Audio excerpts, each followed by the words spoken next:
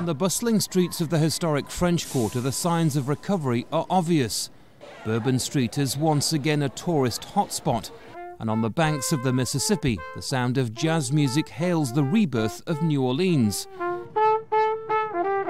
It's all a far cry from the desperate days that followed Katrina, when 80% of the city lay underwater and the US government was criticised for its slow response.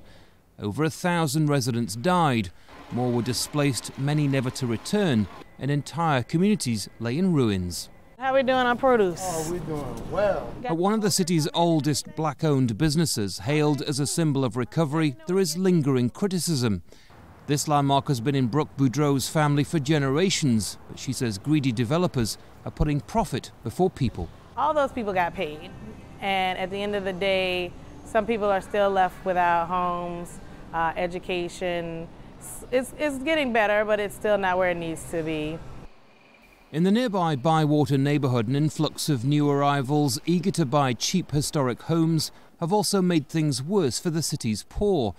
This community is now so expensive that many have been forced out to the suburbs.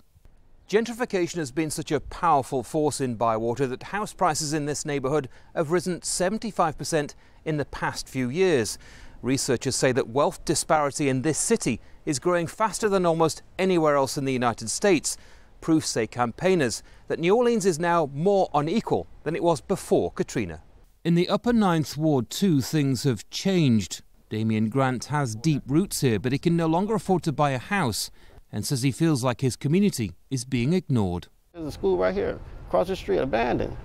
Since, you know, could be open for children coming in. It could be a resource center. Could be a learning facility, you know, to where they come after school and they just learn and get tutoring and stuff like that. They don't have that.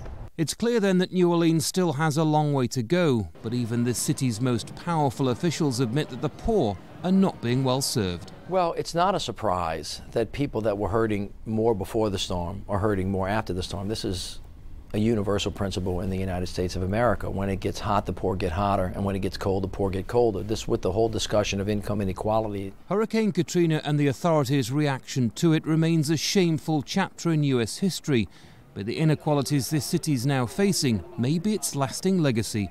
Andy Gallagher, Al Jazeera, New Orleans, Louisiana.